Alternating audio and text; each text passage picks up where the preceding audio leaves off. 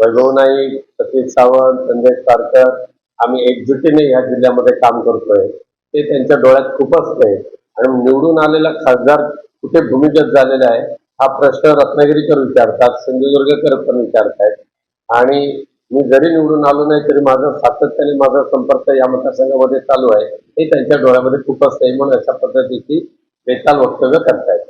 ते नितेश राणेच्या कोणत्या आरोपाला आम्ही सिरियसली घेतच नाहीये.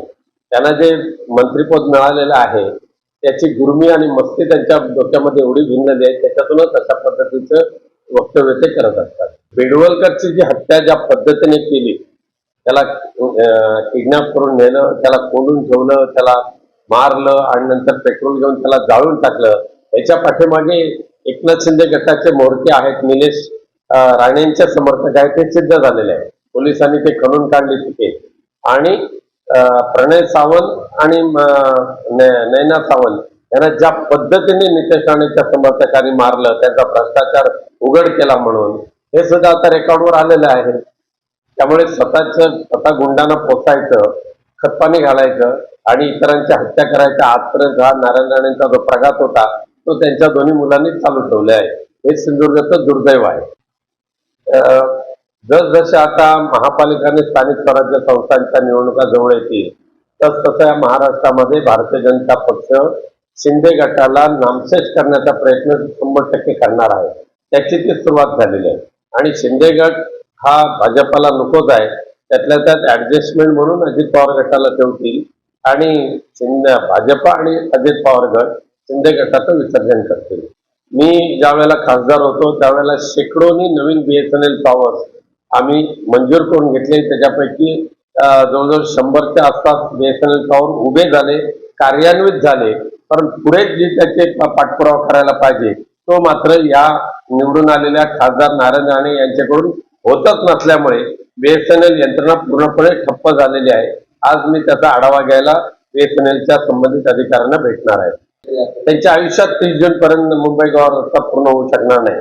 आज मला भीती वाटते परशुराम घाट या पावसाळ्यामध्ये सुद्धा पडेल. चिपळूणचं ब्रिज आहे, पालीचं ब्रिज आहे, लांजाचं ब्रिज आहे. एक ब्रिज पूर्ण व्हायला किमान अजून 1.5 वर्ष लागतील आणि त्यानंतर संगमेश्वर ते पाली आणि त्यानंतर रायगड जिल्ह्यातला खूप मोठा पॅच जो राहिलेला आहे तो पूर्ण करून घेण्यासाठी सुद्धा किमान 1 वर्ष जातील अजून. हे माननीय नारायण राणे साहेबांना माहिती आहे का चिपी विमानतळाची मुंबई सेवा बंद झालेली आहे का? एकदा जरा त्यांना सुद्धा प्रश्न विचारा. अरे निद्रिस्त असलेले खासदार दुर्दैवाने सिंधुदुर्गला भेटल्यामुळे दिल्लीमध्ये ज्या पद्धतीने पाठपुरावा करून चिपी ते मुंबई ही विमानसेवा मी चालू केली होती ती 26 ऑगस्ट 2024ला तिथं करार संपला.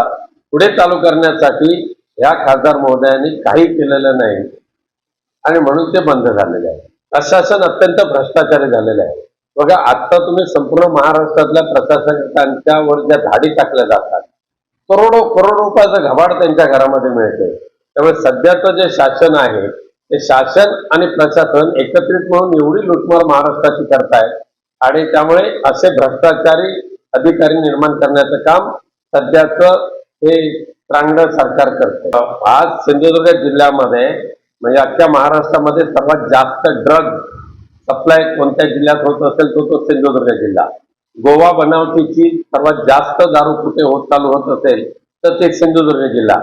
आणि जे सप्लाय करणारे सगळे हे भारतीय जनता पक्ष आणि नारायण राणे यांच्या गटाचे आहेत आणि त्यामुळे हे संपूर्ण अवैध धंदे ह्या सिंधुदुर्ग जिल्ह्यामध्ये एवढ्या मोठ्या प्रमाणात आता सुरू झालेले आहेत.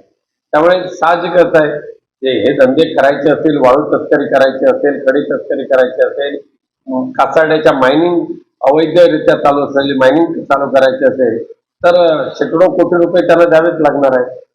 अक्का बुक्का हे सगळे राणे कुटुंबीय, नारायण राणे कुटुंबीय.